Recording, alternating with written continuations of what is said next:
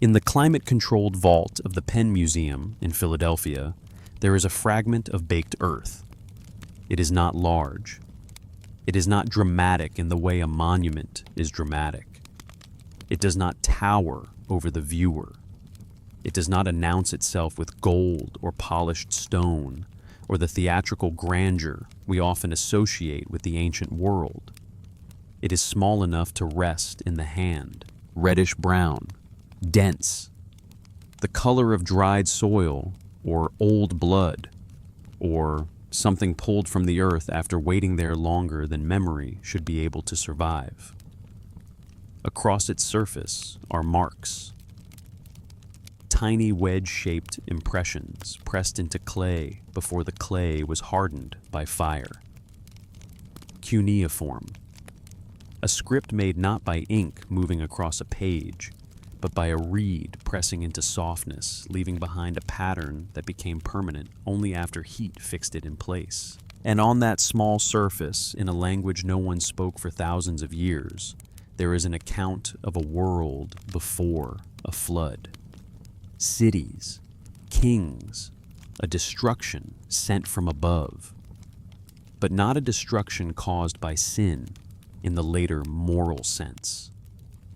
Not because humanity had broken a commandment, not because humanity had become evil in the way later traditions would define evil.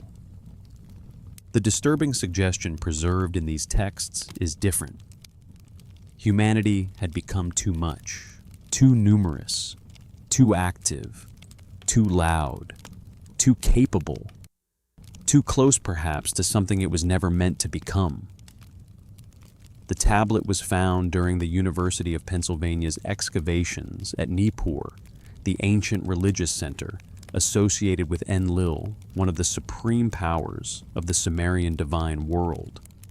It was buried beneath layer after layer of accumulated civilization beneath the remains of lives that had risen, flourished, collapsed, and been forgotten. When the tablet was shipped back to Philadelphia with thousands of others, no one yet fully understood what it said. The script was still being deciphered. The language was dead. The people who wrote it had vanished behind empires that came after them. And yet the clay remained. That is the first thing to understand. The clay remained. It remained when cities fell. It remained when languages died. It remained when temples were abandoned, when kings were forgotten, when the gods themselves became names in the footnotes of later scholarship. And when scholars finally began to read it, what emerged was not only a story of flood or kingship or divine order. It was a pattern scattered across tablets from different periods, different cities, different scribal hands. A pattern suggesting that human intelligence was not simply celebrated by those who created humanity. Knowledge was not simply a gift. Wisdom was not simply bestowed. And when humans acquired too much understanding, or grew too numerous, or organized themselves too effectively, the reaction from the divine realm was not pride. It was concern. It was alarm. And then it was action. This is not an argument built on adding modern fantasy to ancient material. It is not a claim that begins outside the text and then forces the tablets to confess it. The point is slower than that, quieter than that. It is to sit with what the texts themselves say, to read them without immediately translating them into later theology, without softening their strangeness, without deciding in advance that ancient people must have meant something more comfortable than what they appear to have written. The Sumerians left behind a library in clay, not papyrus, not parchment, not paper, clay, a medium that can be broken but does not rot, a medium that can be buried for 5,000 years and still speak when lifted again into the light, a medium that becomes stronger in fire. And in that library is a view of human origins that is difficult to domesticate. Humanity, in these accounts, was created for a purpose, not equality, not companionship, not sovereignty, labor, service, maintenance of the world that the gods no longer wished to maintain themselves. And once created, humanity did not remain simple. The servants began to think. The workers began to learn. The beings made to carry burdens began to build cities, develop wisdom, organize themselves, and ask questions that reached beyond the task they had been assigned. That is the question at the center of this investigation. If humanity was created to serve, what happened when humanity began to think? If workers were given intelligence only so they could work more effectively, what happened when that intelligence began to look upward? If servants learned language, ritual, mathematics, architecture, law, and kingship, at what point did usefulness become danger? And if danger emerged, what did the gods do? The tablets return to this again and again. Creation, flood, forbidden wisdom, denied immortality, the long-lived kings before the flood and the diminished kings after it, towers reaching toward heaven, languages divided, divine powers guarded in temples, knowledge transferred only through theft, trickery loophole, or controlled release. Again and again, the same pressure returns. Humanity rises, the gods limit. Humanity reaches, the gods intervene. Humanity learns, the gods decide what must remain beyond reach.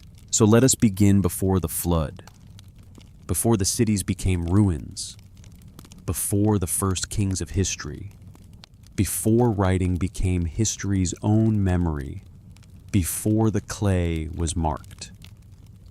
Let us begin where the Sumerian texts begin, in the land between the rivers. Mesopotamia, the floodplain of the Tigris and Euphrates in what is now southern Iraq. 5,000 years ago, it was not the dry landscape many imagine today. The rivers moved through reed marshes and fertile fields. Floods renewed the soil. Fish filled the waterways. Animals moved through the marshes. The land was rich enough to sustain a transformation. And from that landscape, around 4000 BC, something extraordinary emerged. The Sumerian world. Not suddenly, exactly. The word appeared can mislead us. The archaeological layers show development from smaller farming settlements into something entirely new, dense urban life, monumental architecture, specialized labor, administrative systems, temples, kingship, and writing. Not marks alone, not simple tokens. Writing capable of preserving contracts, hymns, medical observations, mathematics, astronomical records, legal decisions, and literature. By around 3200 BC, cuneiform writing appears in the archaeological record. By the early dynastic period, Sumerian scribes were producing complex texts that would be copied for centuries. And this too feels strange, because the pace is startling. Uruk, at its height, covered 6 square kilometers. Its walls were not literary inventions alone. Their foundations have been traced. They enclosed a city of perhaps tens of thousands at a time when most human settlements were far smaller. The old Epic of Gilgamesh invites the listener to walk those walls, to inspect their foundations, to look at the brickwork. And the invitation matters, because those walls existed. The city existed. The achievement was real. But if Uruk shows us the scale of Sumerian civilization, the Sumerian king list shows us something more unsettling. A clay prism inscribed on 4 sides, preserving a list of kings said to have ruled before and after the flood. And it begins with a phrase that should not be passed over too quickly. Kingship descended from heaven. Not kingship was invented. Not kingship arose. Not one man conquered another and crowned himself. Kingship descended. It came down. It was given from above. And then come the names of kings who ruled before the flood. Their reigns are not measured in ordinary time. They are immense, tens of thousands of years. Alulim, Alalgar, Enmen-Lu-Ana, Enmen-Gal-Ana, Dumuzi, En-Siped-Zid-Ana, Enmen-Dur-Ana, Ubara-Tutu. Together the reigns stretch across vast spans. Then the flood swept over, and after the flood kingship was lowered again. That is the rupture. Before the flood, the world is one kind of world. After the flood, it is another. And the question remains, what changed? The standard explanation is familiar. The numbers are symbolic. The reigns of the antediluvian kings are not meant literally. They belong to numerology, sacred mathematics base, 60, calculation royal exaggeration, mythic time. People do not live 28,000 years. People do not rule for 36,000 years. Therefore, the argument goes, the numbers cannot mean what they say. And perhaps they do not. But the difficulty is that the text itself does not pause to tell us it has changed registers. The kings before the flood and the kings after the flood are listed in the same document, in the same rhythm, under the same idea of kingship. The reigns after the flood begin to shorten. They remain long for a time, then gradually move toward recognizable human duration. The pattern is not random. Before the flood time stretches almost beyond comprehension. After the flood, it contracts. Something has been reduced. Something has been narrowed. Something that once allowed rulers to stand almost outside ordinary mortality has been withdrawn, diluted, or denied. The king list itself says only this: the flood swept over. After the flood had swept over, kingship was lowered from heaven, again. That phrase matters. Again, kingship does not emerge from human initiative. It is lowered, dispensed, granted under new conditions. If the antediluvian world had been a world of vast lifespans and accumulated wisdom, then the post-flood world is a world of shortened horizons, a world in which kings may still be extraordinary, but no longer measure their reigns by tens of thousands of years. And if that is what the text preserves, then the flood is not merely a natural disaster. It is a reset, a boundary event, a divine intervention after which humanity continues, but under altered terms. Archaeology does show evidence of serious flooding in different Sumerian cities. Thick layers of water-laid silt interrupt settlement levels. The floods were not all identical. They were not all simultaneous. They do not easily map onto one simple universal catastrophe. But the Sumerian memory is clear. There was a before, there was an after, and the after was diminished. This memory continues in the figure of Ziusudra, the Sumerian flood survivor, the older cousin of the later Noah tradition. In the instructions associated with Shuruppak wisdom is passed down from the last antediluvian king to the son who will survive into the changed world. That is a profoundly important narrative shape. Wisdom from before the flood carried into the world after the flood. Advice from the age of long memory to the age of ordinary human limits. And what kind of wisdom is it? Not cosmic authority, not immortality, not the secrets of controlling fate. It is practical wisdom, how to live, how not to steal, how not to disrupt social order, how to survive in a smaller world. This is already a clue. Because the post-flood human world is not described as an age of greater empowerment. It is described as a world of adjustment, A world where the great rupture has happened, and now people must live carefully inside the limits that remain. The flood narratives, preserved in Mesopotamian tradition, make the reason for destruction even more revealing. In the Atrahasis epic, humanity is not destroyed because of moral depravity in the later biblical sense. Humanity is destroyed because humanity becomes too numerous, too active, too loud. The land became wide. The people became numerous. The land bellowed like a bull. Enlil could not sleep because of their noise. Noise, not sin. Noise. The complaint is repeated with an almost disturbing simplicity. Humans multiply. Their activity grows. Their presence becomes unbearable.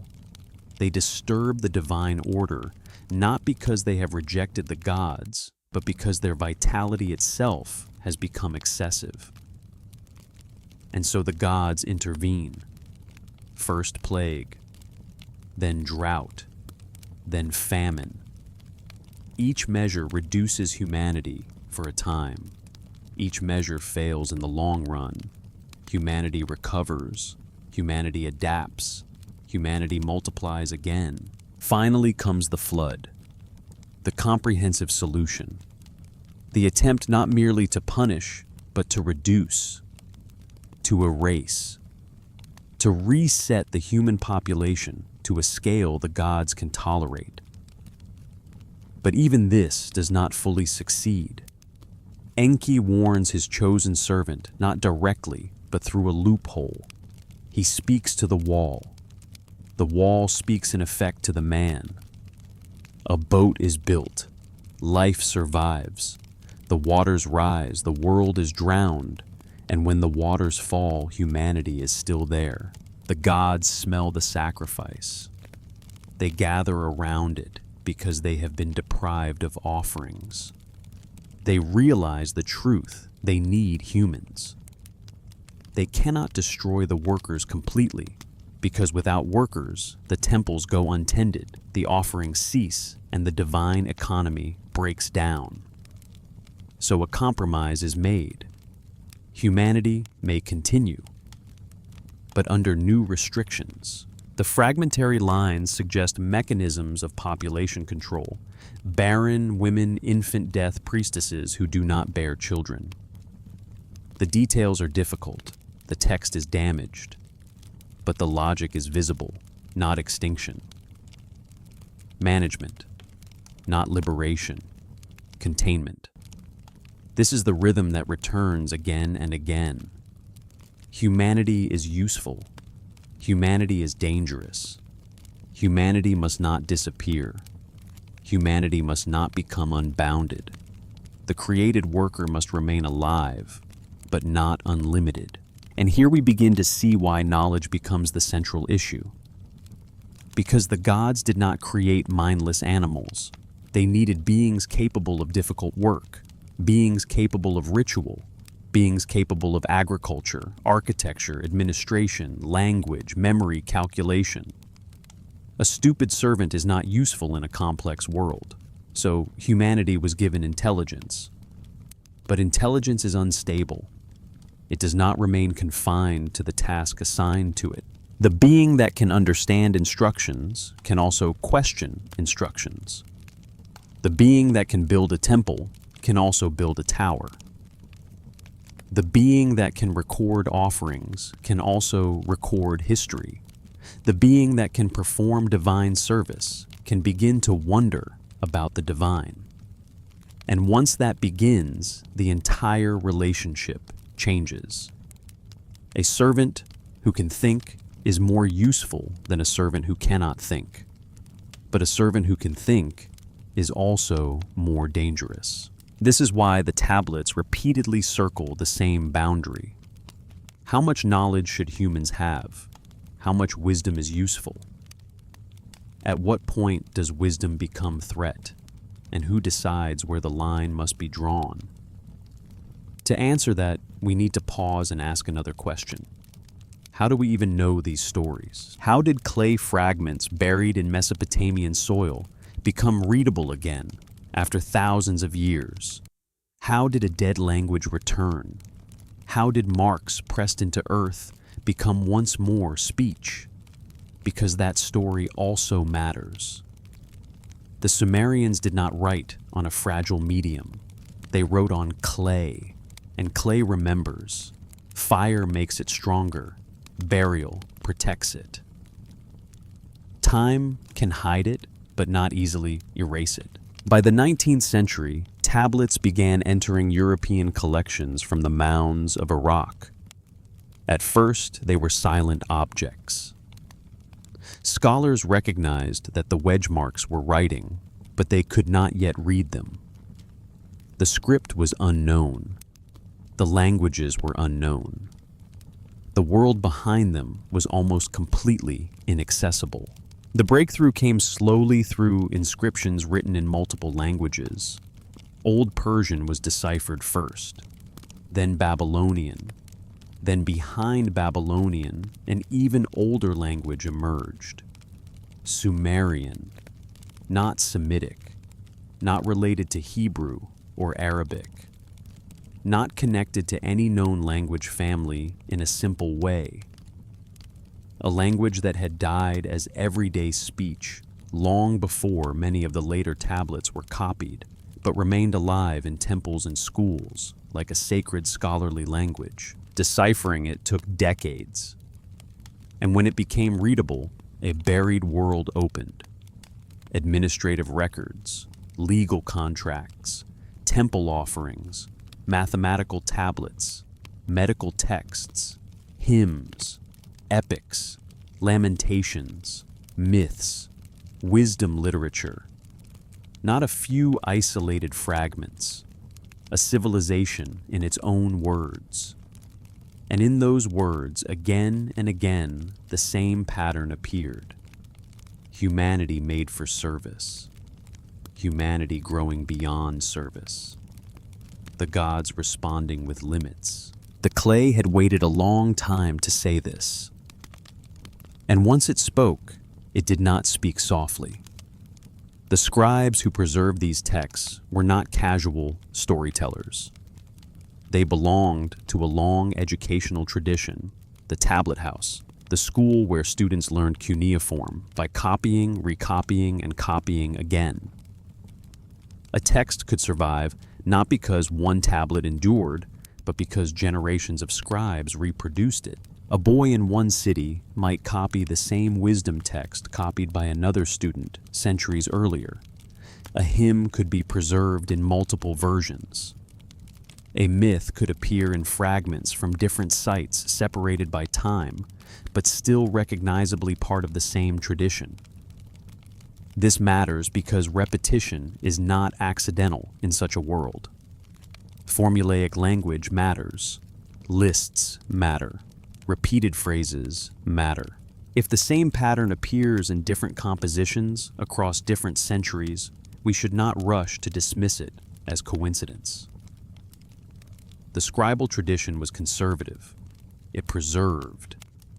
And what it preserved in the creation accounts is a blunt theology of labor. Before humanity, the world already exists. The cosmos is ordered. The gods are present. But order requires work. Canals must be dug. Rivers must be managed. Soil must be moved. The machinery of life must be maintained. In the Atrahasis epic, the younger gods are the laborers. They dig, they dredge, they carry the burden of keeping the world functioning. They do this not briefly, but for a vast span of time. Eventually they revolt. Their complaint is not philosophical, it is physical. The work is too hard, the burden is too heavy. The misery is too much. They burn their tools. They march against Enlil. The divine order itself is threatened not by humans, but by the gods who no longer wish to labor. Enlil wants punishment, but Enki proposes a different solution. Create a being to carry the load.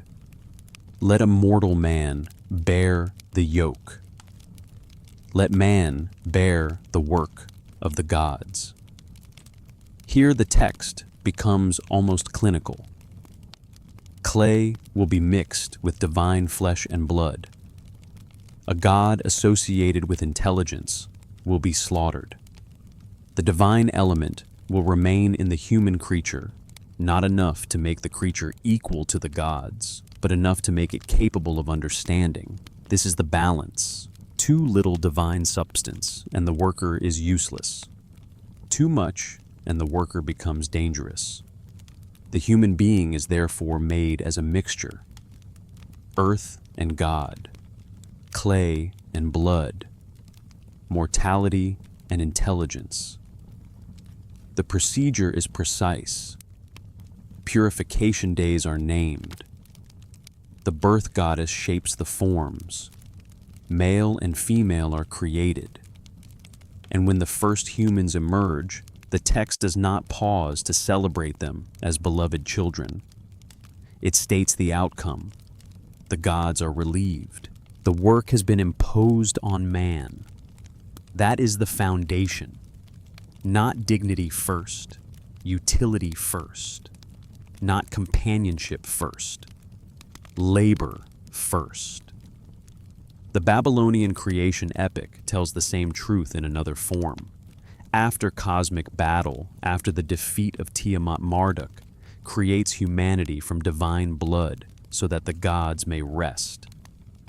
The line returns with almost brutal clarity. Humans will bear the burden of the gods. And again the question rises, why give workers intelligence? Why not create beasts? Why mix clay with divine blood? Because the work itself required more than strength. The gods needed beings who could understand ritual, maintain temples, organize fields, build cities, calculate quantities, preserve offerings, and operate a civilization. Human intelligence was functional. It solved a divine labor problem. But once intelligence enters the clay, it does not remain still. It begins to move. It learns. It remembers. It improves upon what it receives. And the tablet showed this process not as a triumphant ascent without consequences, but as a development that produces divine anxiety. Humans multiply. Humans build. Humans become noisy. Again, that word, noise. It may mean literal noise, the sound of cities, markets, labor, life. Or it may mean the deeper noise of autonomy, humanity developing its own momentum, its own systems, its own purposes, beyond the simple fulfillment of divine service. Either way, Enlil is disturbed. The worker species has become too present, too numerous, too difficult to ignore. And so the interventions begin. Plague, drought, famine, flood. This is not random anger. It has structure. It is staged. The interventions escalate as each earlier one fails. Humanity proves resilient. Humanity survives. Humanity returns. The gods reduce. Humans recover. The gods strike again. Humans endure. Finally, destruction becomes total, or nearly total.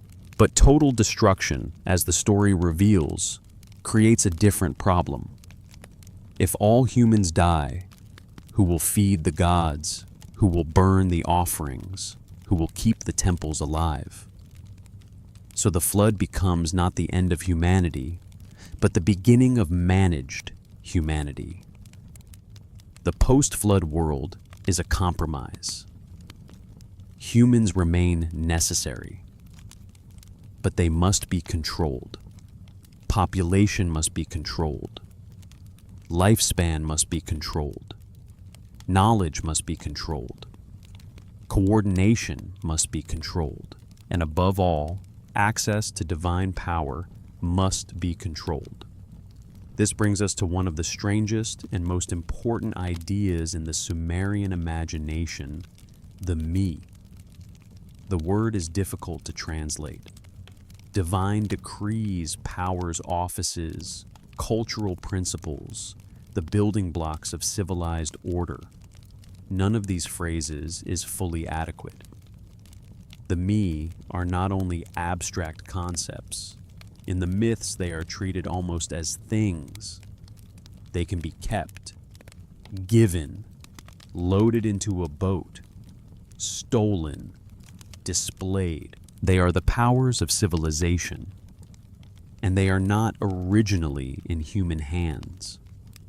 They are kept by Enki in Eridu, in the deep house of wisdom, the temple associated with the Abzu.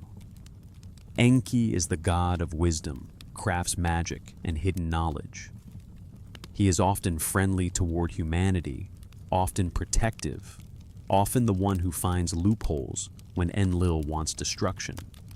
And yet Enki is also a guardian. He does not simply release everything. The me are kept under divine control. The myth of Inanna and Enki begins with a journey. Inanna, goddess of Uruk, travels to Eridu. She is received with honor. Enki prepares a feast. They drink beer. The tone is ceremonial, even warm.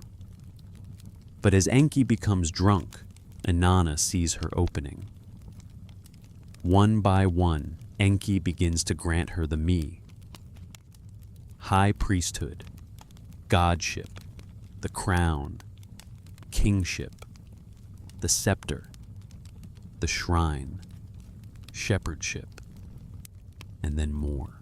Truth, falsehood, descent to the underworld, ascent from the underworld, music, sexuality, counsel, judgment, decision, power, strife, peace, victory, lamentation, rejoicing, the crafts of metalworker, scribe builder, leather worker, basket weaver.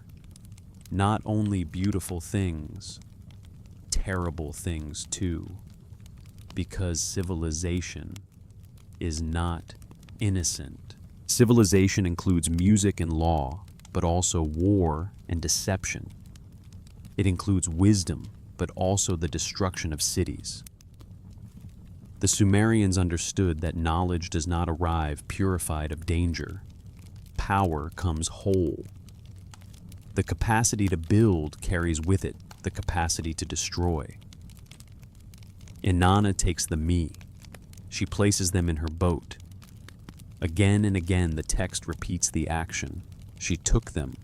She loaded them. She carried them away. When Enki wakes and realizes what has happened, he is horrified. He sends his servant and divine forces after her to recover what he has given away. But Inanna continues toward Uruk. At each stopping point, her assistant resists Enki's messengers. The Emi remain with her. Finally, she reaches the city, and she displays them.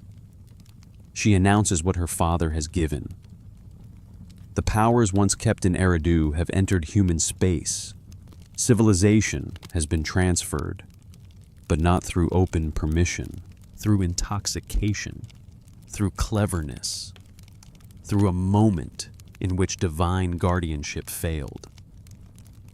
And this detail is not small. The Sumerians remembered civilization itself as something that had to be taken from the gods. The theft of the Emi is not a simple story of rebellion. It is slower than that and more ambiguous. Enki is not portrayed as a villain. He is not merely a jealous tyrant. In other myths, he is the one who saves. Humanity, teaches humanity, warns humanity, protects humanity from Enlil's harsher impulses. And yet here he withholds. He keeps the powers of civilization in his own domain until Inanna extracts them.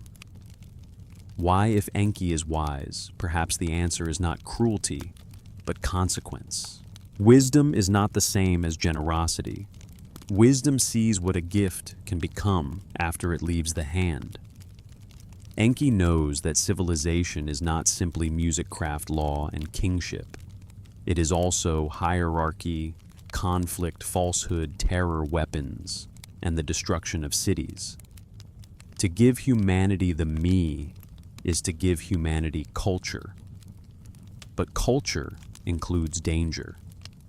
To give humanity knowledge is to give humanity power. But power does not guarantee obedience. So Enki keeps the me, or tries to. Inanna brings them to Uruk, and Uruk becomes one of the great centers of early civilization. Writing monumental architecture, specialized labor craft, production, administrative systems, the historical city stands as the very thing the myth explains.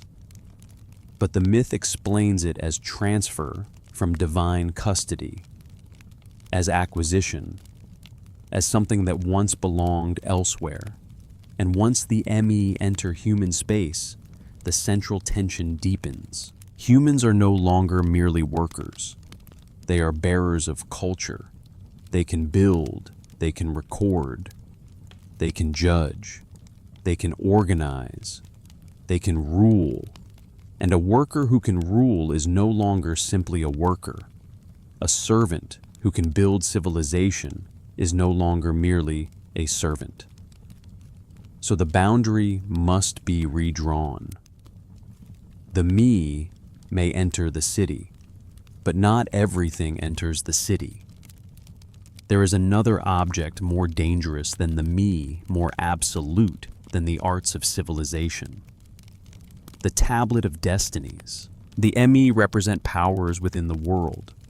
The Tablet of Destinies represents authority over the order of the world itself. Whoever holds it can decree fate. Whoever holds it can make commands unalterable. Whoever holds it does not merely participate in the cosmic system. He controls the system's deepest authority. In the Enuma Elish, Tiamat gives the tablet to Kingu. With it, his words become law. His command cannot be countermanded. He carries fate on his breast. When Marduk defeats him, one of the most important acts is not only victory in battle, it is seizure of the tablet. The tablet must be recovered. Authority must be restored. In the myth of Anzu, the same danger appears again. Anzu, the great divine bird, sees the tablet while Enlil is bathing. He takes it. He flees, and immediately divine order collapses. Rites stop. Shrines fall silent. The gods cannot function. This is important. The tablet is not symbolic decoration. Within the logic of the story, it is operational. Possession matters. The one who holds it controls the commands of the gods. Even illegitimate possession works. That is why the gods panic. That is why champions refuse to fight Anzu. How do you defeat someone who holds the authority to command your weapons back into nothing? Ninurta finally succeeds not through brute force alone, but through strategy. He targets Anzu's wings. He attacks the condition that allows the thief to remain beyond reach. When Anzu falls, the tablet can be taken back. Order returns only when the tablet returns to divine hands. And here the distinction becomes clear. The me can pass into human space. The Tablet of Destinies cannot. Humanity may receive writing, kingship, craftsmanship, judgment, music, sexuality, lamentation, victory, even the destruction of cities. But humanity does not receive the authority to decree fate itself. The line is absolute. And once we see that line, the earlier stories sharpen. Adapa may receive wisdom, but not eternal life. Humans may receive civilization, but not cosmic sovereignty.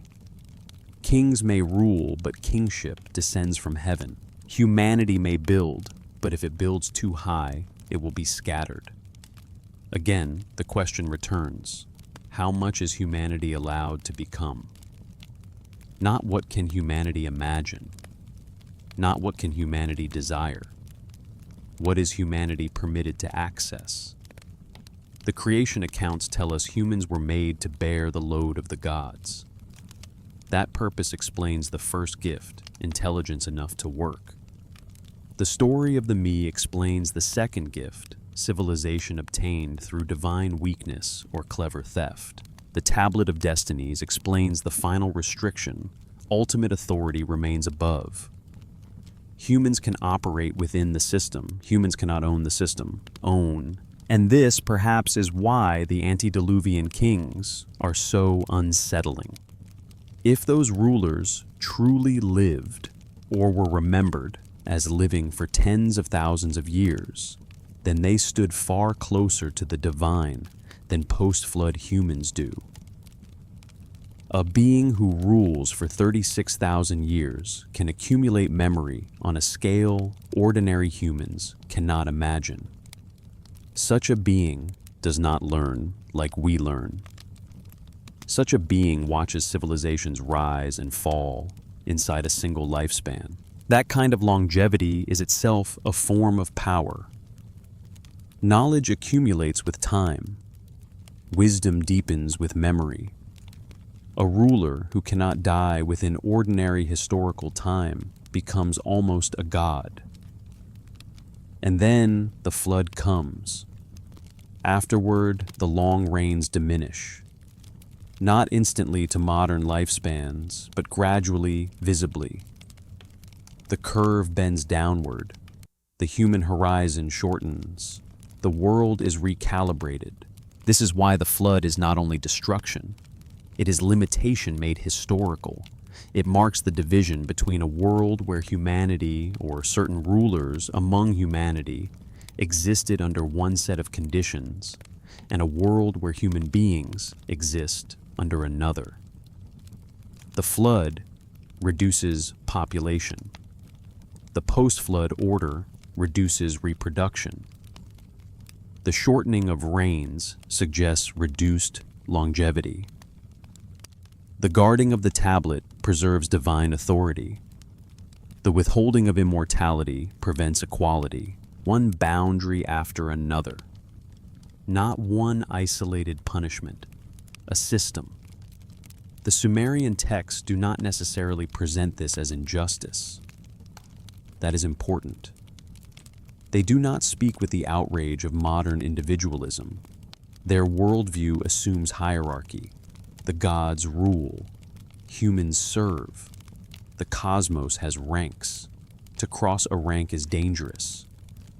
But inside that system, the unease remains. Because humans are not beasts. They are made of clay, yes, but also divine blood. They carry intelligence from the gods. They carry a spark of the very realm that limits them. They are low enough to serve, but high enough to understand that they serve. That is the wound, not ignorance, awareness. And the more humanity knows, the sharper the wound becomes. This brings us back to creation, because the purpose of creation determines the meaning of every later intervention. If humans were created for equality, then limitation would be betrayal. If humans were created for service, then limitation is maintenance. And the Mesopotamian texts are clear, uncomfortable, and repetitive. Humanity was created to serve. Not once, not vaguely, again and again.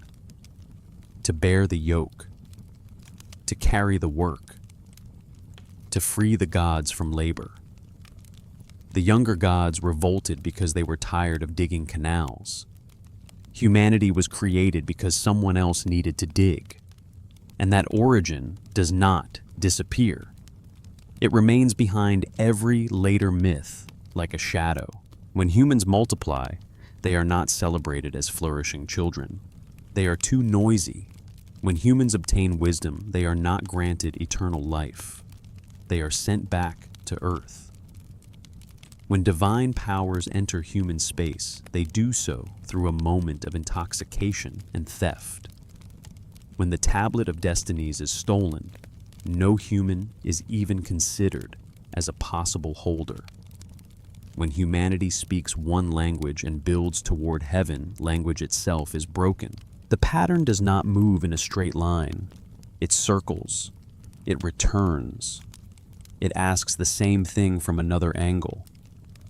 What happens when a servant becomes capable of asking why it serves?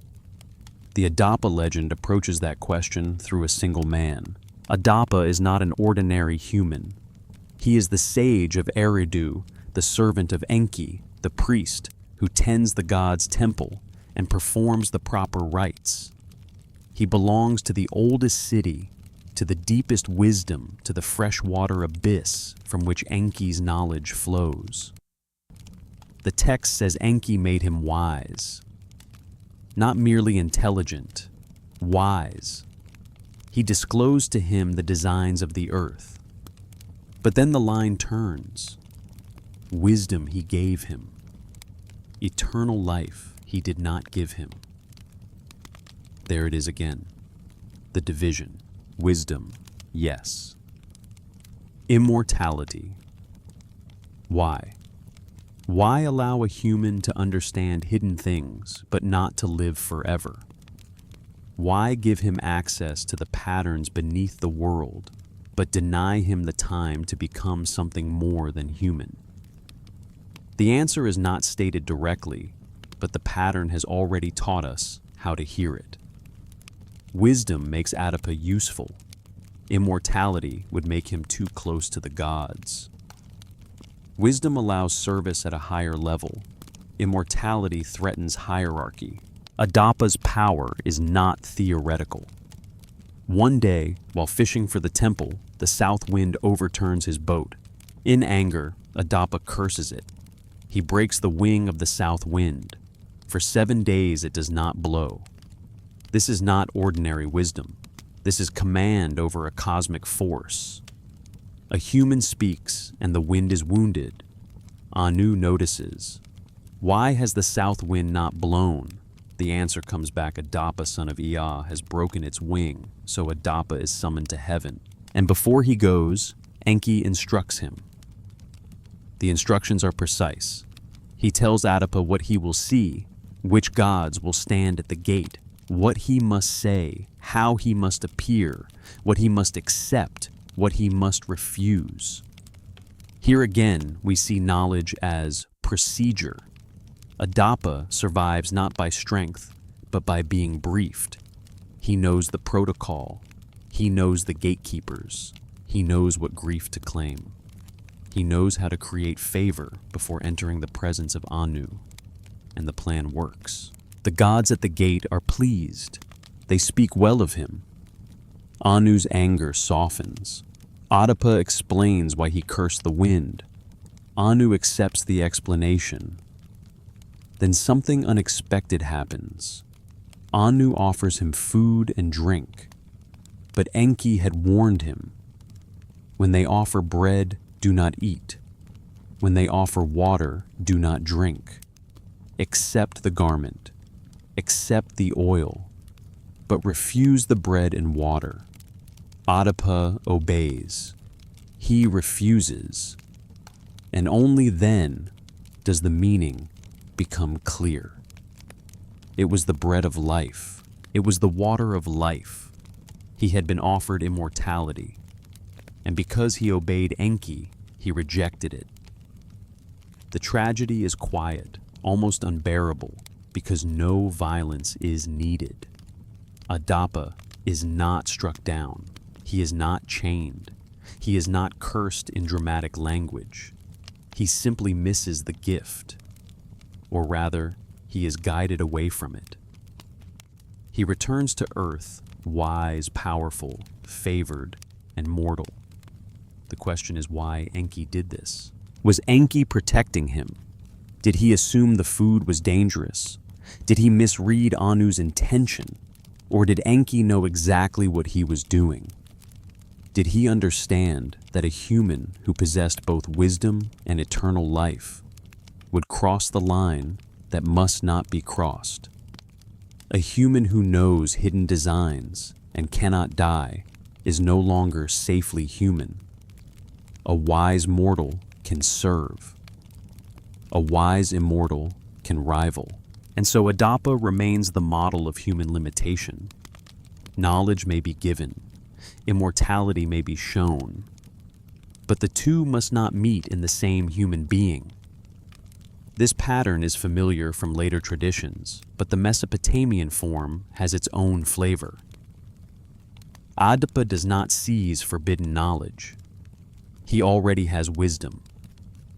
The denied gift is life without end.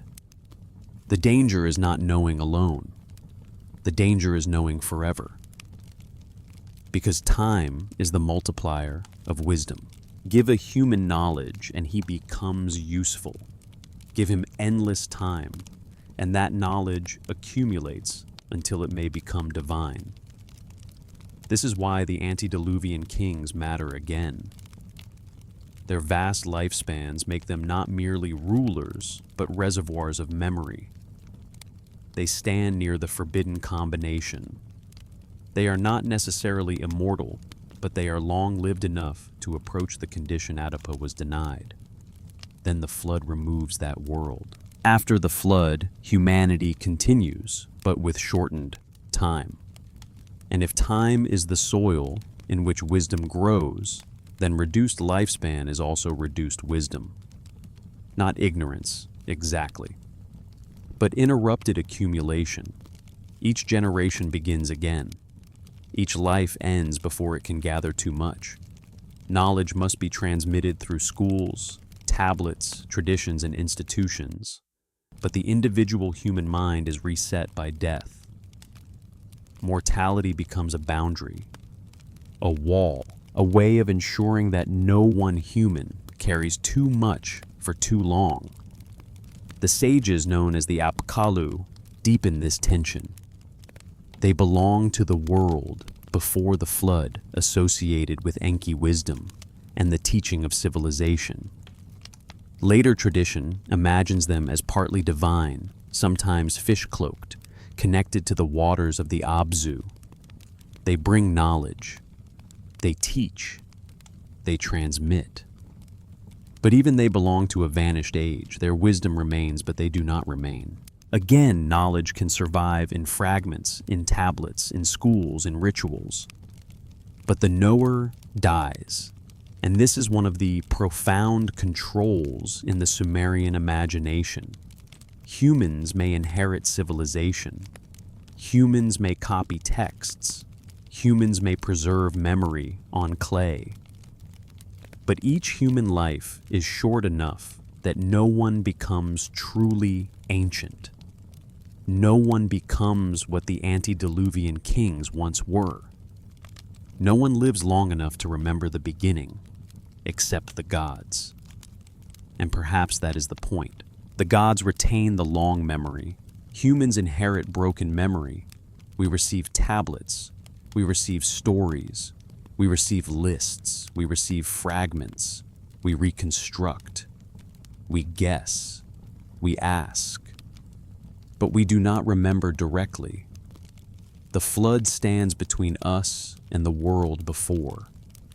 Death stands between each generation and the knowledge it might have accumulated. Language stands between one people and another. Divine secrecy stands between humanity and the final authorities of the cosmos. These are not separate limitations. They are related. Population, lifespan, knowledge, coordination, authority. Each one is a channel through which humanity might become more than it was intended to be. Each one is managed. The Tablet of Destinies shows the highest version of the same principle. It is not given to humans. It is not even almost given to humans. Its theft is a divine crisis because it gives the holder control over the commands of the gods themselves. Anzu can stop weapons by speaking. The weapons return to their materials. The arrow becomes reed. The bow returns to wood. The string returns to gut. This is the power not merely to use reality, but to command the form of reality. No human receives that. Humanity may receive the craft of the metalworker, but not command over fate. Humanity may receive the art of writing, but not the tablet that writes destiny. Humanity may receive kingship, but only when kingship descends. The distinction is repeated because it is the core distinction. Tools, yes. Ultimate control, no. Knowledge, yes. Eternal life, no. Civilization, yes. Equality, no. And so the investigation moves toward another boundary, one that does not concern a single sage or a divine object, but humanity as a collective. What happens when humans work together? What happens when the servant species stops being scattered labor and becomes unified action? What happens when human beings share one language, one purpose, one project? The answer preserved in the Tower tradition is stark. They build upward, and the gods come down. The Tower of Babel is usually remembered as a biblical story. Humanity speaks one language. Humanity settles in the land of Shinar. Humanity decides to build a city and a tower with its top in the heavens. God sees what they are doing and says that if they remain one people with one language, nothing they propose will be impossible for them. So their language is confused, they are scattered, the city is left unfinished. But behind that later version stands an older Mesopotamian memory. In the Sumerian tale of Enmerkar and the Lord of Arada, there is a passage describing a time when the whole world spoke in unison to Enlil, one tongue, one speech, a world without the divisions that later define human societies. Then Enki changes the speech in their mouths. He brings contention into language. The result is not merely diversity as a neutral fact. It is division, a break in coordination, a fracture in human unity. And once again, the pattern is recognizable. Humanity unified becomes dangerous. Humanity scattered becomes manageable. Language is not just a tool for conversation. Language is coordination. Shared speech allows shared labor, shared architecture, shared law, shared planning, shared memory. To build a tower, people must understand one another. To organize at scale, they must name the same things in the same way. They must measure, command answer, correct, teach, and cooperate. Break language, and you do not need to destroy the tower. The tower stops building itself. The intervention is subtle. No flood, no plague, no fire from heaven, just confusion. The workers still have hands. They still have tools. They still have ambition. But the common structure of meaning is gone. A command becomes noise. An instruction becomes misunderstanding. The project that required unity dissolves into fragments, and the people scatter. This matters because it is a different kind of control. The flood controls population through destruction and restriction. Mortality controls wisdom through time. The guarding of the tablet controls ultimate authority. The confusion of language controls collective capability. It is not enough to limit individuals. Humanity as a group must also be limited, because a single human life is short. A single human mind is small. But human beings together communicating, recording, organizing, building across generations become something larger than any one person. They become civilization, and civilization is the very thing the gods both need and fear. Need because temples' offerings, fields, and rites require organized society. Fear because organized society can develop aims of its own. The tower is the symbol of that threshold, not simply height, not simply pride. Coordination. Human beings combining intelligence toward a common goal that reaches upward. The biblical line is the clearest expression of the fear nothing they propose will now be impossible for them. Nothing. That is not a complaint about brickwork. It is a statement about potential. Unified humanity becomes open-ended. It can continue beyond assigned limits. It can imagine projects not given to it. It can move from service to self-direction. And so the intervention comes at the level of speech. Again, the gods do not eliminate humanity. They interrupt its ascent. They do not erase intelligence. They fragment coordination. They do not remove the capacity to build. They prevent the unified project. This is why the tower story belongs beside the flood, not apart from it. It is another version of the same underlying anxiety.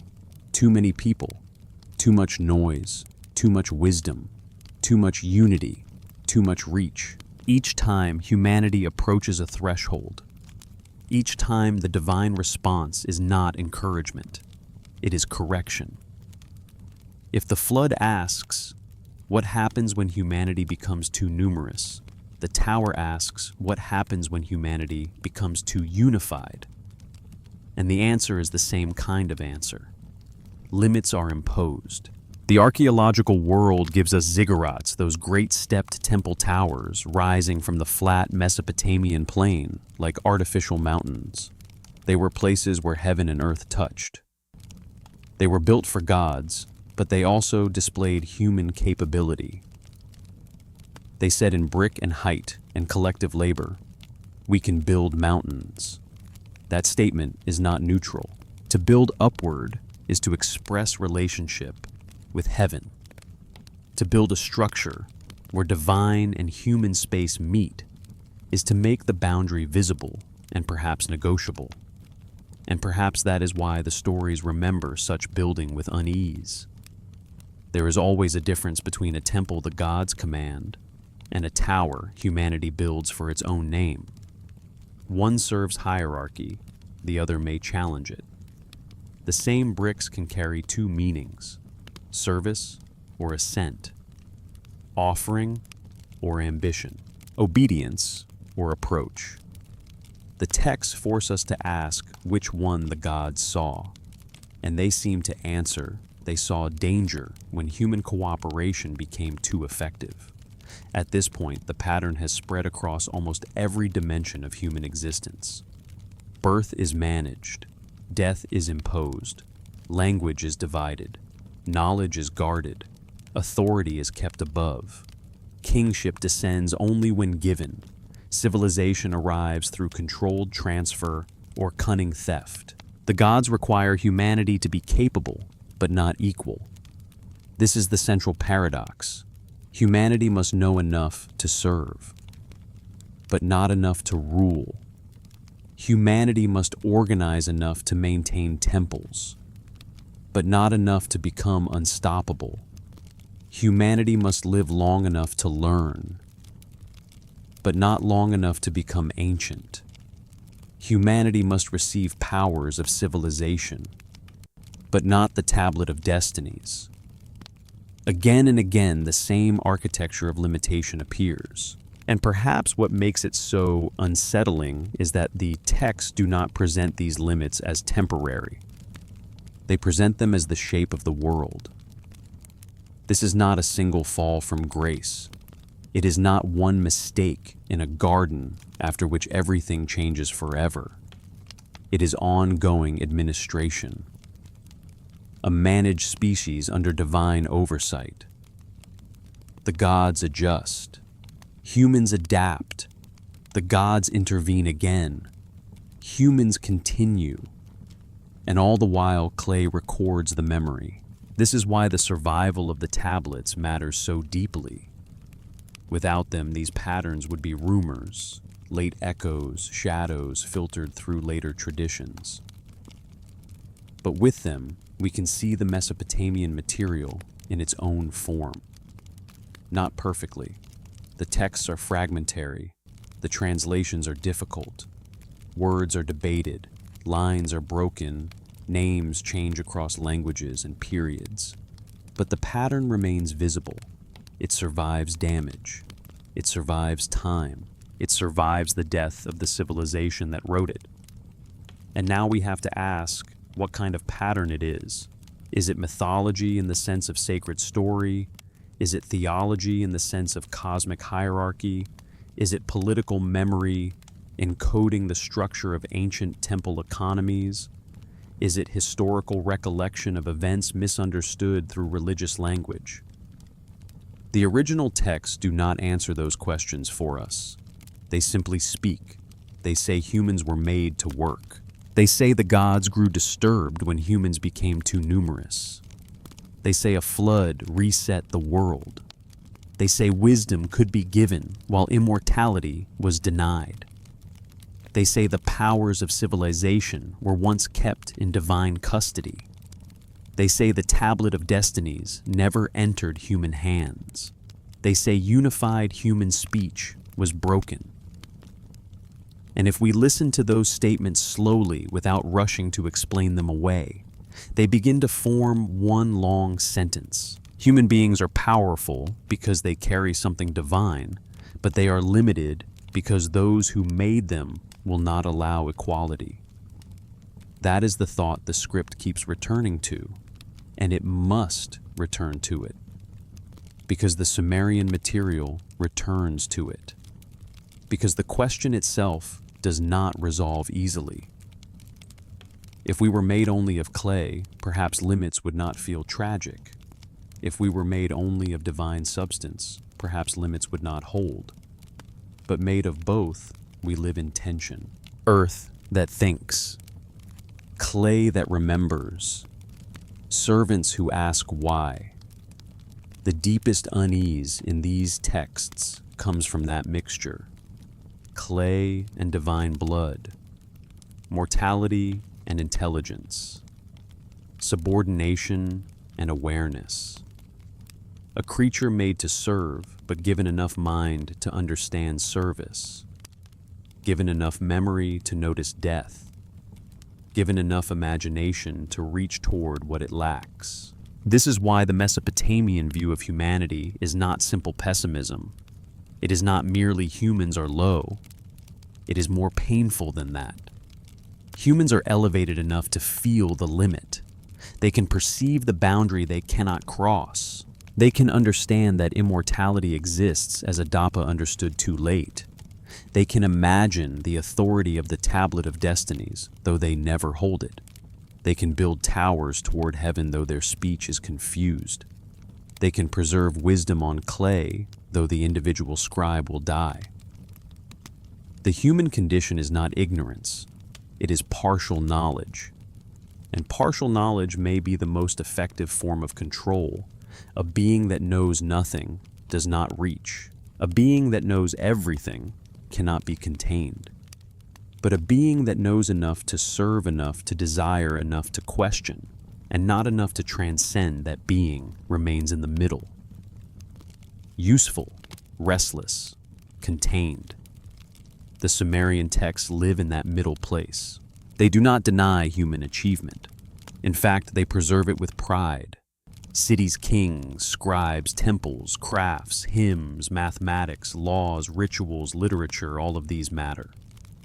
The Sumerians knew they had built something extraordinary. They did not see themselves as animals. They saw themselves as participants in a divine order. But participation is not equality. The temple economy itself reflects this. Humans maintain the god's house. Humans feed the god with offerings. Humans clothe divine statues. Humans perform rites. In return, the gods grant order, fertility, kingship, protection. It is reciprocal, but not equal. It is relationship, but hierarchical. The god receives. The human serves. The god commands. The human interprets. The god controls fate. The human reads omens. That distinction runs through the entire civilization, and it is why the Tablet of Destinies remains such a powerful symbol. Humans may read signs. Priests may examine livers, oil patterns, stars, and dreams. They may interpret what fate is doing. But interpreting fate is not the same as decreeing fate. Reading the tablet is not holding the tablet. The limit remains. The same is true of writing. Cuneiform gives humans an astonishing power.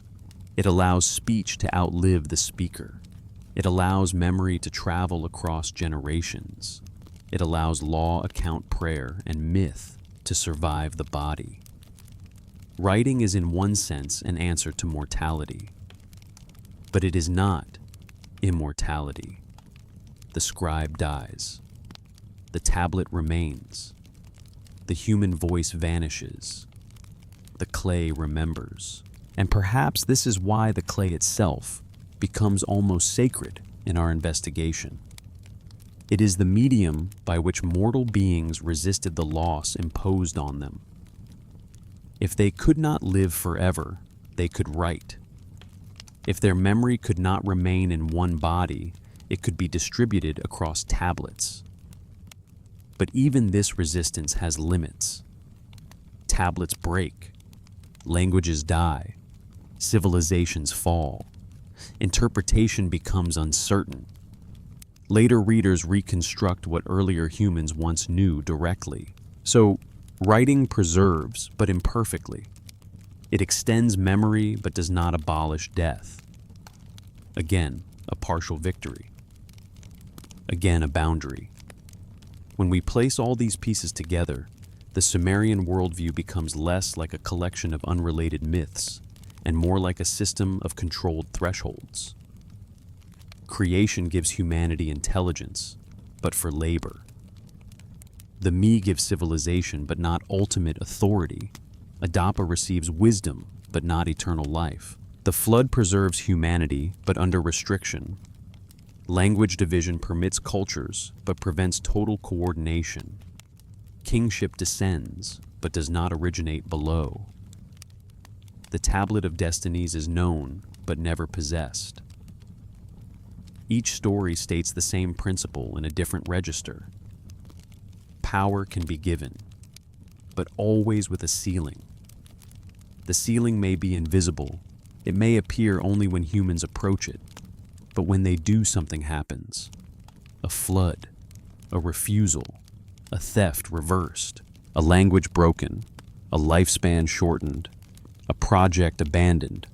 This is the rhythm of managed ascent. And because the texts repeat it, the rewrite must also repeat it. To compress it would be to miss the point. The repetition is not inefficiency. It is the structure of the argument. The same fear returns under different names. Too many humans, too wise a human, too unified a humanity, too powerful an object, too long a reign, too high a tower, too much, always too much, and always after too much limitation. Now, does this mean the Sumerians believed the gods hated humanity? Not exactly. The texts are more complicated. Enki helps humanity repeatedly. Inanna brings the Me to Uruk. The gods accept offerings and maintain relationship with cities. Kings rule under divine favor. The world is not simply hostile, but help is not liberation. Favor is not equality. A master may protect a servant and still keep the servant a servant. This is the uncomfortable middle ground the tablets preserve. The gods need humanity, and in some cases appear to care for humanity, but they do not intend humanity to become their equal. And this brings us back to Enki, perhaps the most ambiguous figure in the pattern. He creates loopholes. He warns Atrahasis. He gives Adapa wisdom. He keeps the me. He loses the me. He instructs Adapa to refuse the food and water of life. Is he humanity's advocate or humanity's manager? The answer may be both. He may be the god who loves the created worker enough to preserve it, but not enough to let it become divine. Or he may understand better than the others that complete repression fails.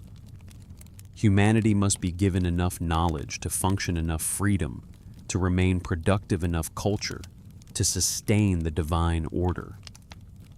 But never everything. This is management through partial empowerment, not simple oppression, not full emancipation, a calibrated release of capability. That is why Enki's role feels so modern in its ambiguity. He does not simply forbid, he controls access. He knows that a system works better when those inside it can think, innovate, and adapt, so long as they do not gain control of the system itself. That me can circulate. The tablet cannot. Adapa can know. Adapa must die. Humans can build. Humans must scatter. This is the logic. And by the time we reach the later interpretive question, what are these texts really describing? We need to carry this logic with us.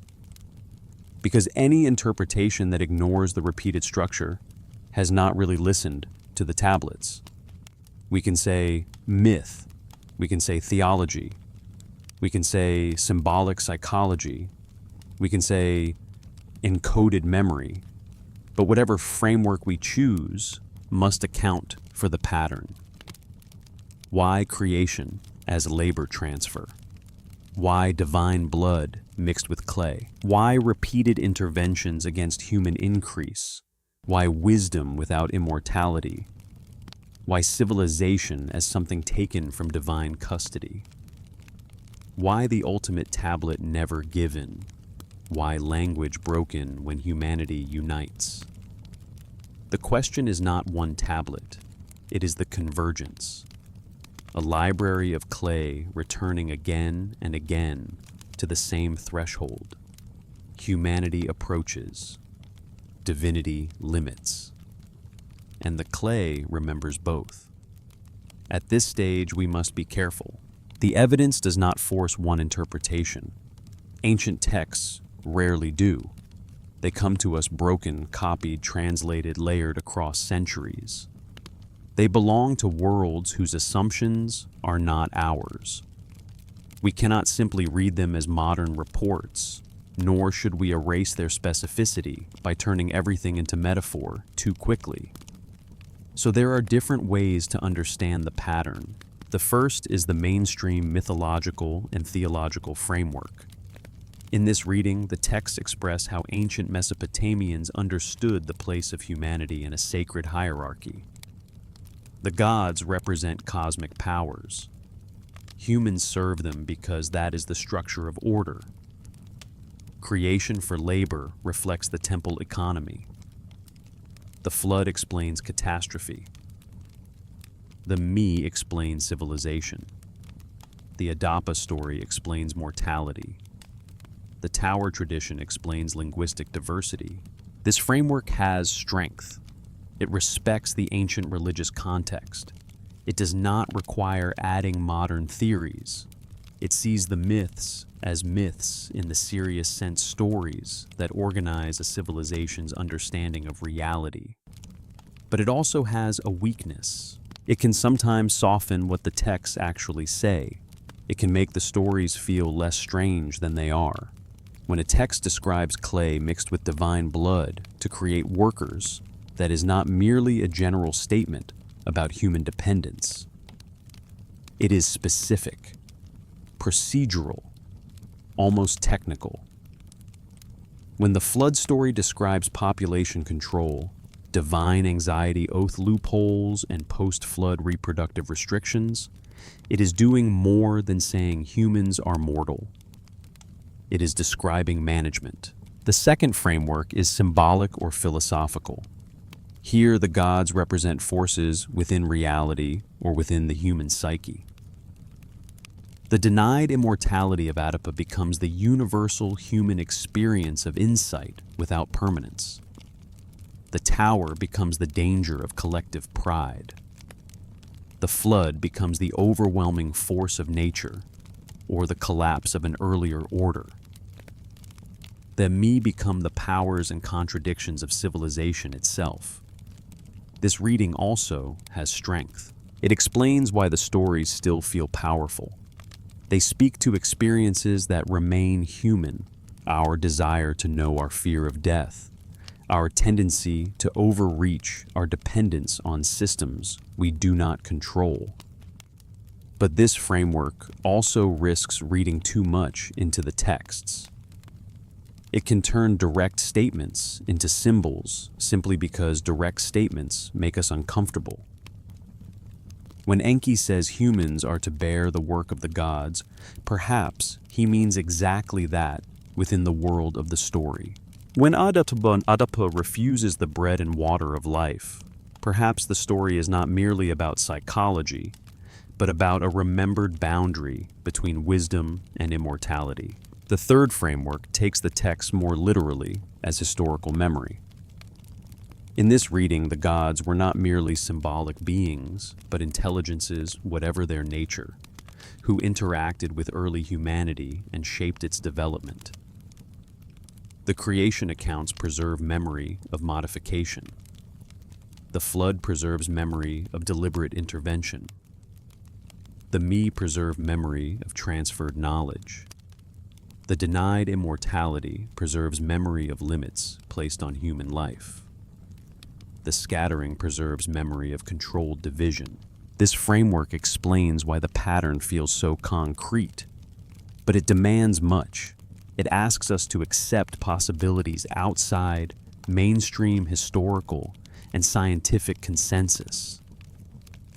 It raises questions the text alone cannot answer. Where is the physical evidence? Where are the traces of the technologies? How do we distinguish memory from myth, event from sacred narrative, literal report from theological imagination? None of the frameworks is completely satisfying. Each explains something. Each fails somewhere. And perhaps that is why the Sumerian texts remain so haunting. They resist being flattened. They are too theological to be treated as simple history, too concrete to be dissolved entirely into symbolism, too consistent to be dismissed as random imagination. What we can say with confidence is more modest, but still powerful. The texts exist. They come from a real ancient civilization. They were copied, taught, preserved, and taken seriously. They present humanity as created beings, fashioned for a purpose. They describe intelligence as useful but dangerous.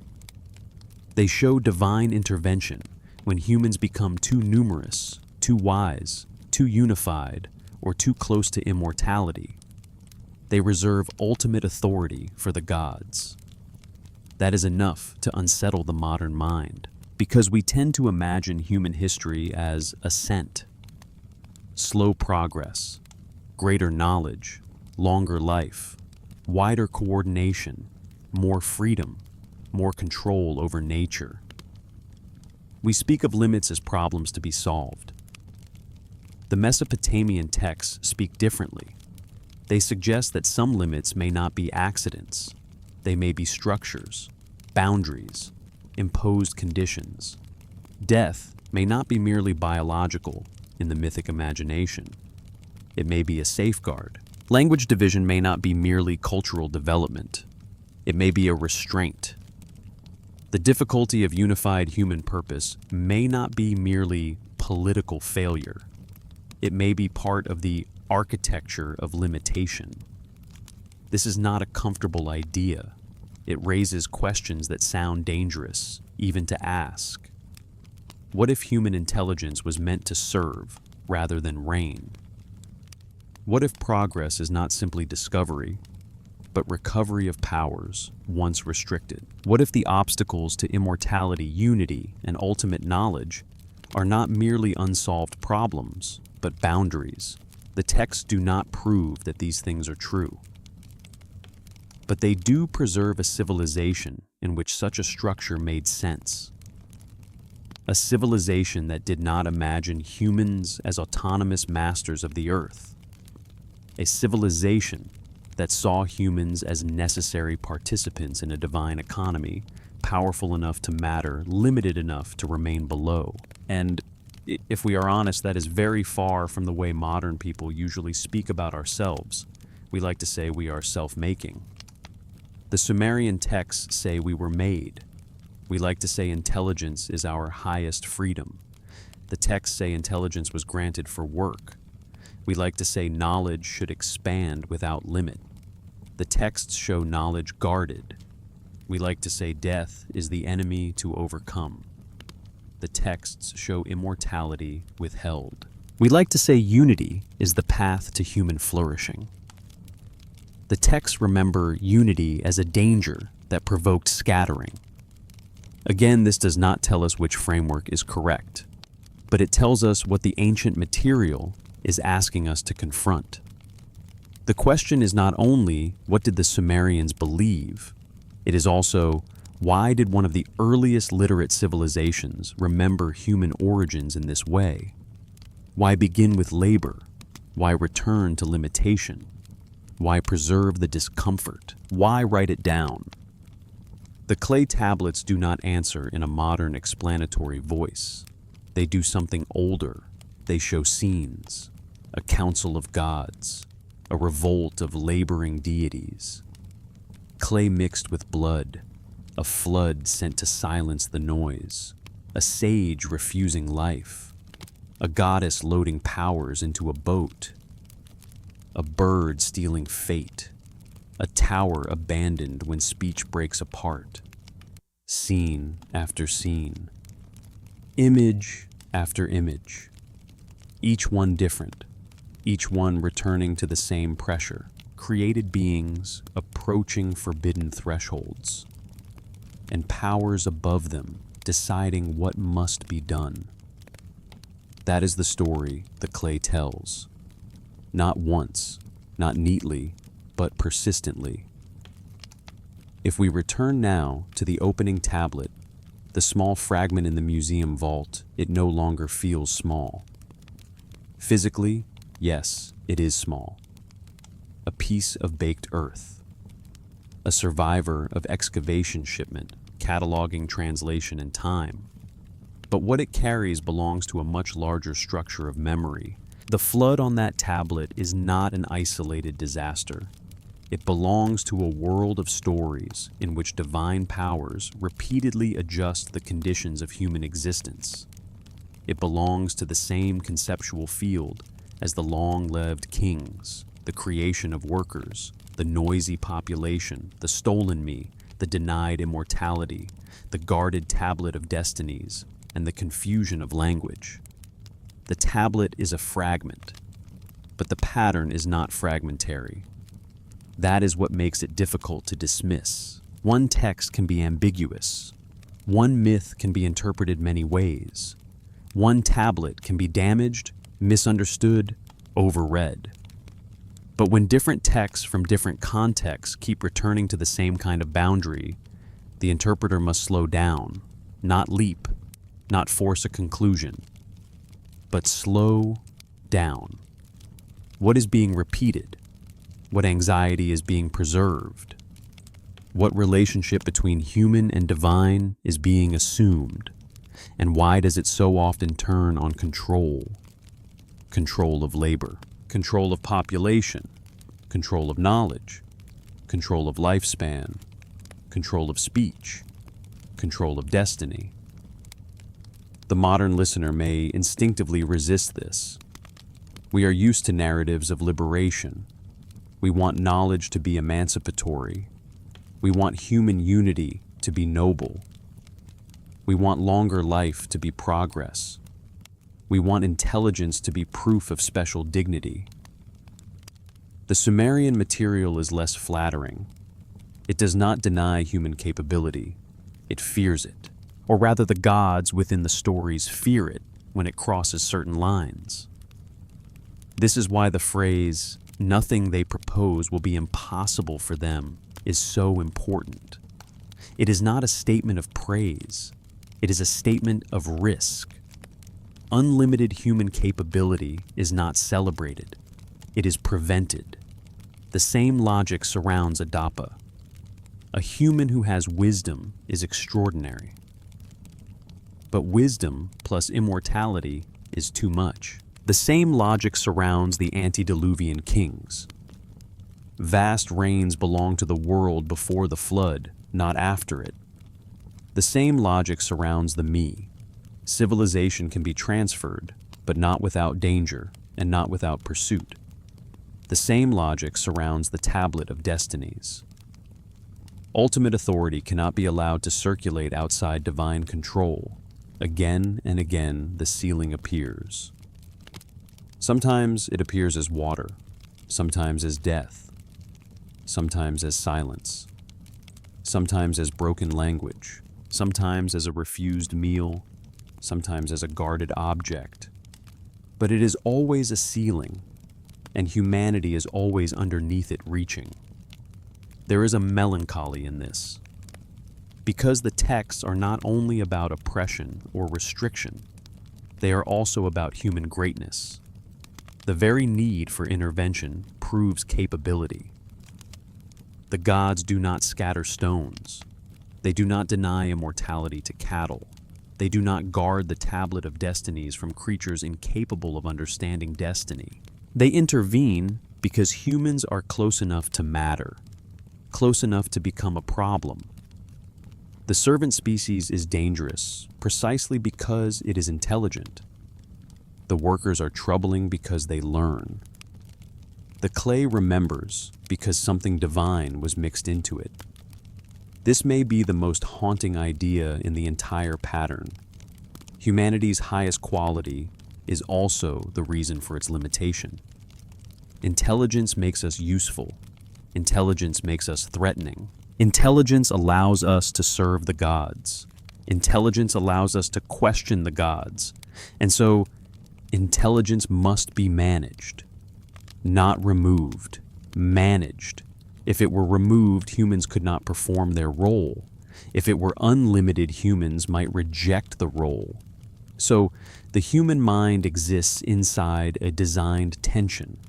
Enough light to see the wall, not enough power to pass through it. Whether one reads this as theology, myth, philosophy, or ancient memory, the structure is powerful, and it continues to echo.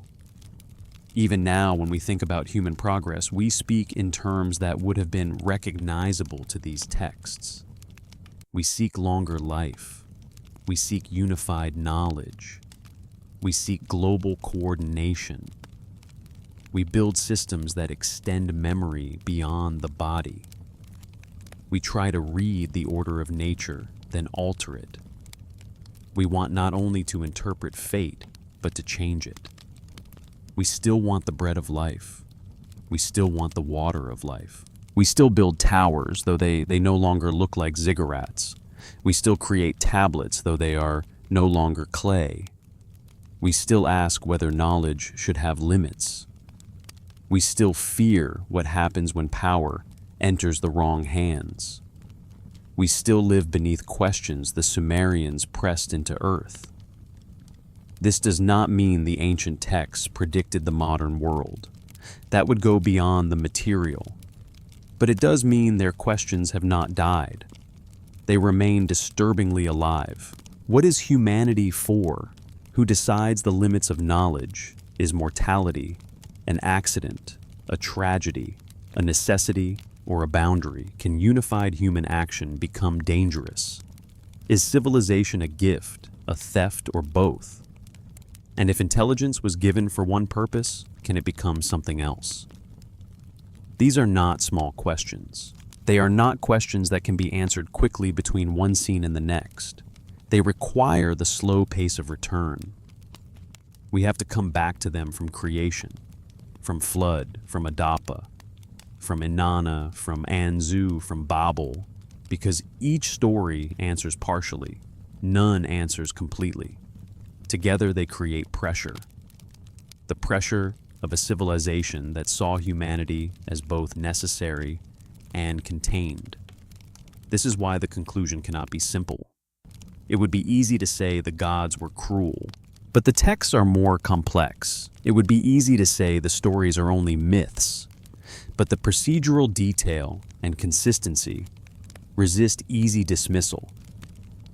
It would be easy to say these are literal records of intervention, but the evidence outside the texts is not enough to make certainty responsible. So we remain in the in-between, reading, comparing, listening, allowing the tablets to say what they say without demanding that they become what we already believe. And what they say is this: humans were made, humans were useful, humans became more than expected or more than permitted, and when they did, limits were imposed. That is the repeated memory. That is the rhythm. That is what the clay remembers. There is another reason the clay matters. It reminds us that the Sumerians themselves were fighting against the very limitation their texts describe. They were mortal, but they wrote. They lived brief lives compared with the kings before the flood, but they copied lists of those kings. They could not remember the antediluvian world directly, but they preserved its names. They could not escape death, but they built institutions that allowed words to outlive bodies. Every tablet is a small act of resistance against forgetting. And yet every tablet also proves forgetting, because we need decipherment, we need reconstruction. We need museums, catalog numbers, transliterations, damaged lines, variant readings. The memory survived, but not whole. It had to be recovered from silence. That recovery took modern scholars centuries. It began with unreadable wedges, then names, then royal inscriptions, then languages, then grammar, then literature. A dead world became partially audible again. And what did it say when it returned? It did not say, "We were masters." It said, "We served." It did not say, "Knowledge was free." It said, "Knowledge was guarded." It did not say, "The gods rejoiced when we rose." It said, "The gods intervened." This is why the modern discomfort is real. The Sumerian view does not fit easily into later religious ideas of beloved humanity, nor into secular ideas of human autonomy. It belongs to an older structure in which human beings are neither worthless nor sovereign. They are made things, useful things, dangerous things, things with divine material inside them. And perhaps that is why the stories are still so difficult to classify. They are not flattering enough to become simple humanism. They are not abstract enough to become pure allegory. They are not evidentially complete enough to become straightforward history. They remain what they are: ancient testimony from a civilization that took its gods seriously and wrote its world into clay. At this point, the investigation has followed the same path the tablets themselves invite us to follow. We began with a fragment. We moved to the world before the flood. We saw kingship descend from heaven and reigns stretch across impossible durations. We saw the flood sweep over and the post-flood order emerge diminished. We entered the scribal schools and watched memory preserved by repetition. We examined creation not as sentimental origin, but as labor transfer. We watched the me pass from Enki to Inanna, from divine custody to human civilization. We stood with Adapa before the bread and water of life. We saw the tablet of destiny stolen and recovered, but never offered to humanity. We watched unified speech become divided speech when humanity reached too high. Each scene circles the same idea. Humanity is allowed power, but not final power. Allowed knowledge, but not total knowledge. Allowed life, but not eternal life. Allowed cities, but not unbounded unity. Allowed kings, but only under heaven. This repetition is the evidence. Not in the narrow sense of proof beyond dispute, but in the literary and theological sense of a pattern too persistent to ignore. And now, near the end, we must return to the beginning again, to the tablet, to the smallness of it, to the way something so physically fragile can carry something so vast. Imagine the scribe, not as a modern author, not as someone inventing entertainment, but as a trained member of a tradition. He presses the reed into clay. Each mark must be shaped correctly. Each line belongs to a system passed down from teacher to student. He may not know that thousands of years later, strangers in distant lands will try to read what he wrote. But he writes anyway. He writes of kings before the flood. He writes of divine decisions. He writes of a world that was destroyed. And then the clay is fired or dried or buried, and history moves on. Empires rise over Sumer, Akkad, Babylon, Assyria, Persia, Greece, Rome, others. Languages change. Gods are renamed, absorbed, forgotten. Cities fall into mounds. The script disappears from living memory. But beneath the earth, the tablet remains, waiting. And this waiting becomes part of the meaning, because the Sumerians created, perhaps without intending it, the most durable archive in the ancient world. They wrote on the one common material that could survive the collapse of everything else. Clay, earth made articulate, earth holding memory, earth refusing to forget. So, when we say the clay remembers, it is not only poetic, it is materially true. The clay kept the marks kept the words kept the pattern returned, and what it returned to us is not comfort. It is a question. Who are we if one of the earliest literate civilizations described us as made for service?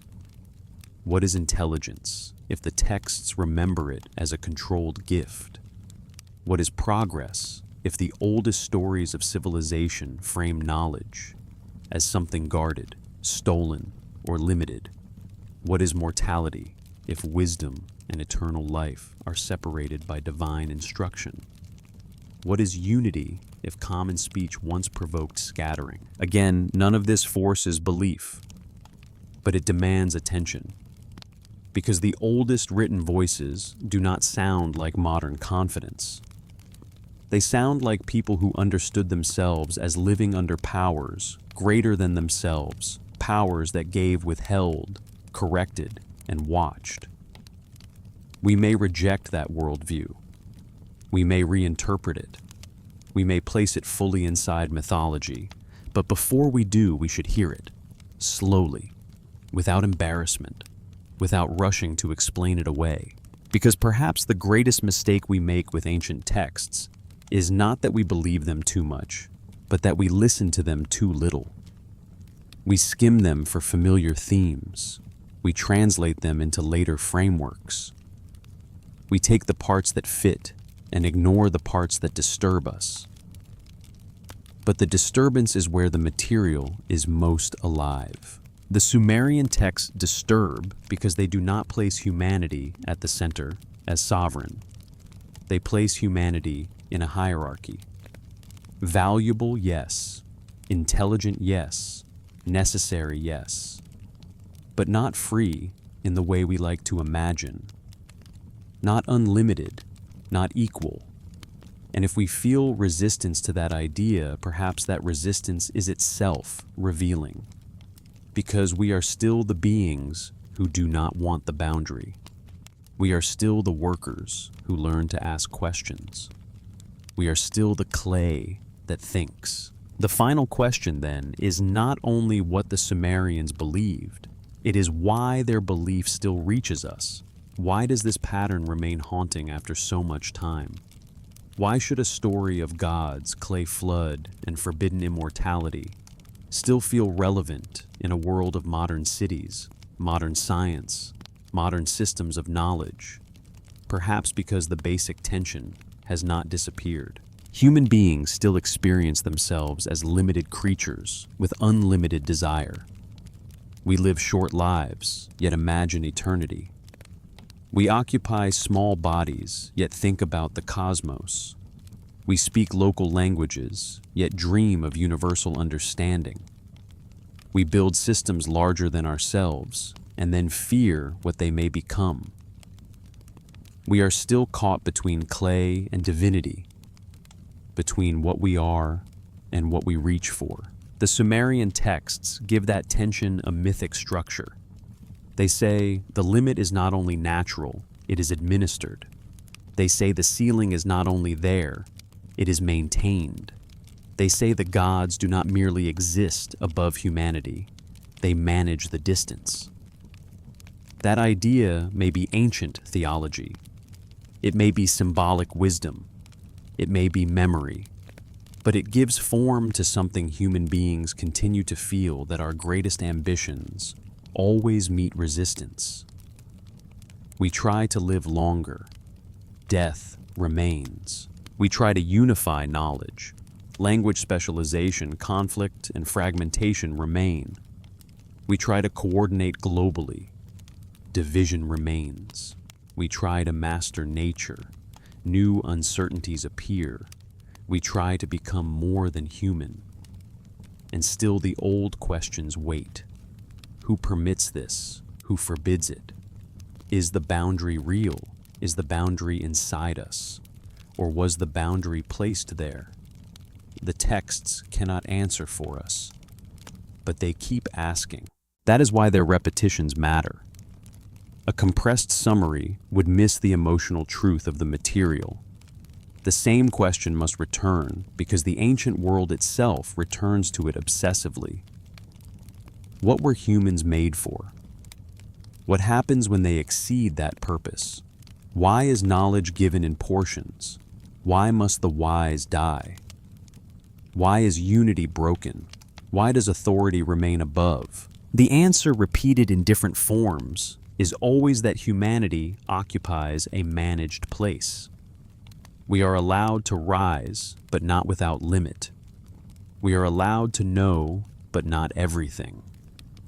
We are allowed to build, but not to erase the distance between earth and heaven. And perhaps the most unsettling part is that the gods in these stories are not always hostile. If they were purely hostile, the structure would be easier to reject. But they are not. They create, they teach, they protect, they grant kingship, they accept offerings, they preserve order. The control is woven into care. That makes it harder. Because limitation does not always arrive as hatred. Sometimes it arrives as structure, as order, as a boundary justified by the needs of the system. The gods need servants who remain servants. That sentence is harsh, but it captures the pattern. Servants who cannot think are not useful enough. Servants who think too far are dangerous. Therefore, the ideal servant is intelligent, mortal, divided, dependent, and unable to access ultimate authority. That is the human being described across these texts. intelligent enough to maintain civilization, mortal enough not to accumulate too much, divided enough not to coordinate completely, dependent enough to keep serving, powerful enough to build cities, limited enough not to become gods. This is not the modern image of humanity, but it may be one of the oldest written images of humanity we possess, and it deserves to be faced without flinching. When the Sumerians looked at themselves, they did not see autonomous individuals standing alone before nature. They saw a species embedded in a cosmic bureaucracy of obligation service, offering command and permission. They saw life as relationship with powers above. They saw knowledge as something that came from divine sources. They saw kingship as something lowered from heaven. They saw the world as administered. And if the world is administered, then human ambition is never merely human ambition. It is a question of jurisdiction.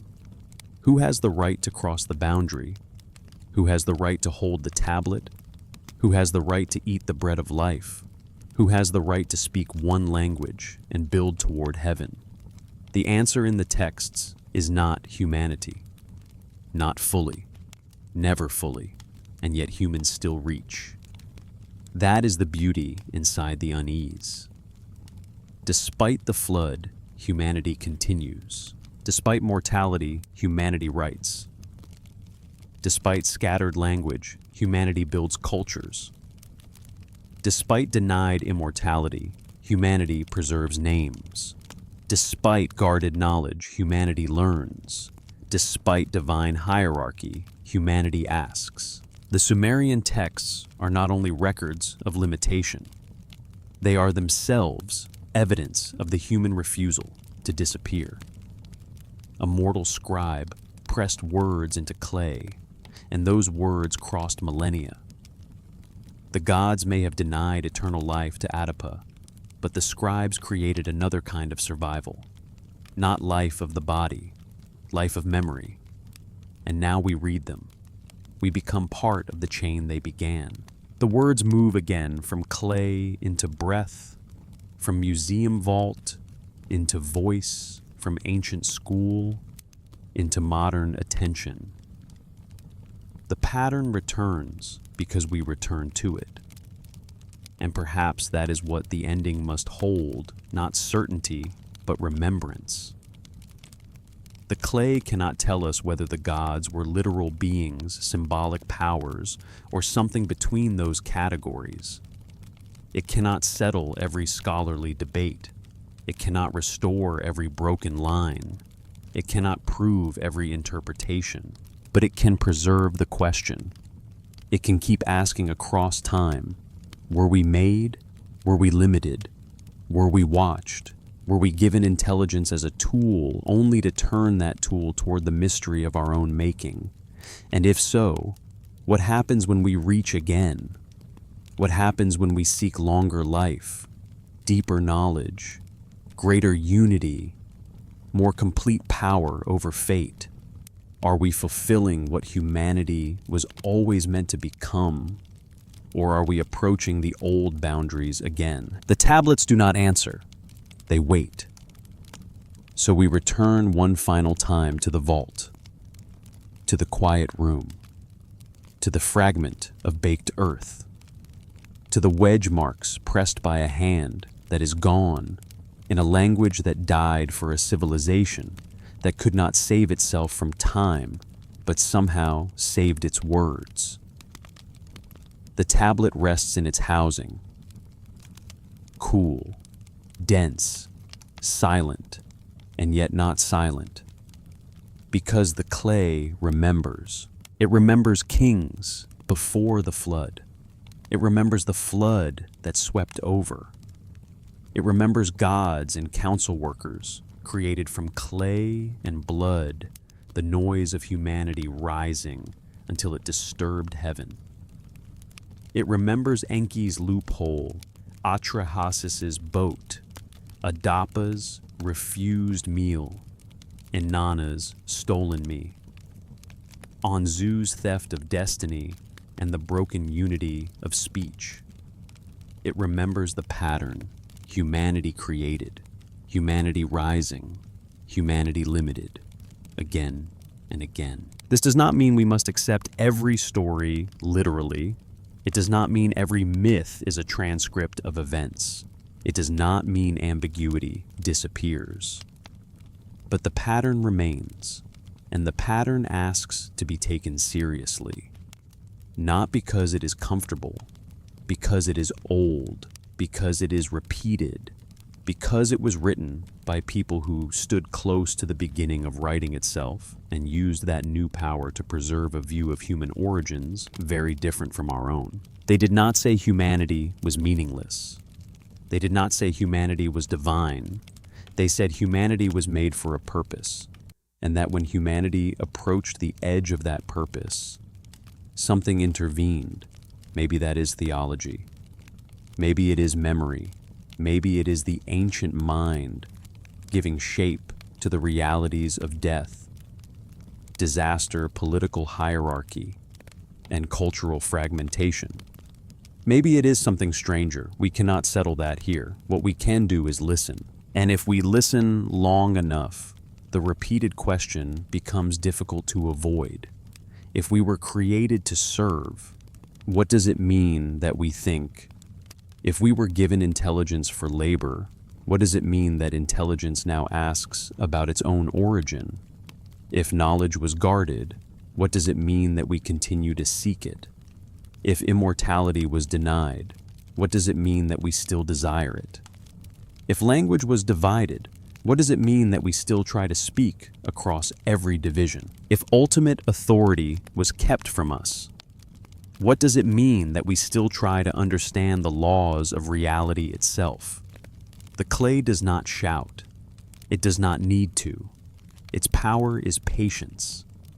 It has waded through the fall of cities, the loss of languages, the collapse of temples, the rise of museums, the work of decipherment, the long return of forgotten voices.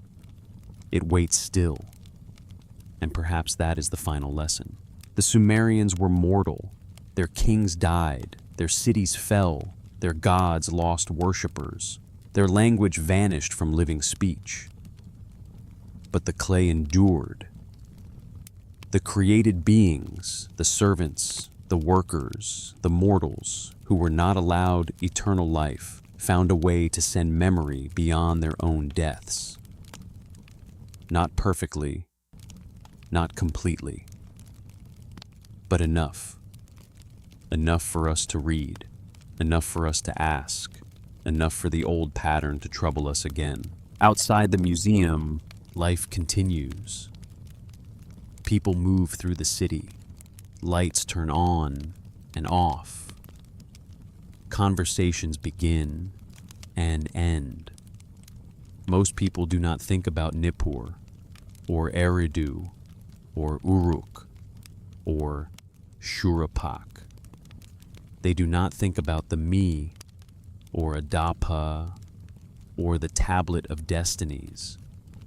They do not wonder every hour whether human intelligence was a gift, a tool, or a controlled risk. But the tablets remain in Philadelphia, in London, in Istanbul, in Paris, in Baghdad, in collections across the world. Tens of thousands of fragments, many still unread, many still waiting, each one a small piece of the oldest written memory humanity possesses. And together they preserve the possibility that our ancestors remembered themselves differently than we imagine. Not as masters, not as accidents, but as made beings, workers who learned, servants who questioned, clay that began to think. And perhaps that is why Enlil's complaint still echoes. The noise of humanity was too much.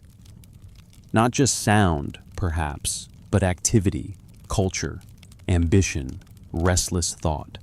The noise of beings who did not remain silent inside their assigned role. We are still noisy, we still build, we still ask, we still reach. And if the old stories are only myths, they remain powerful myths because they understand something about us. If they are memories, they are among the most unsettling memories ever written down. If they are theology, they preserve a divine order in which human greatness and human limitation are inseparable. Whatever they are, they have survived. And now they leave us with the same questions with which we began. Where did we come from? Who made us? What were we made for? And why, whenever we reach for knowledge, unity, and transcendence, do we so often find ourselves scattered, confused, limited, and reminded of our mortality? Perhaps the answer is not fully available. Perhaps it never was. Perhaps it remains like the tablet itself, partial and broken, requiring patience, humility, and the willingness to sit with uncertainty. But perhaps some part of the answer is already there, pressed into clay, waiting in museum vaults, patient as only Earth can be patient. The clay remembers. The question is whether we do.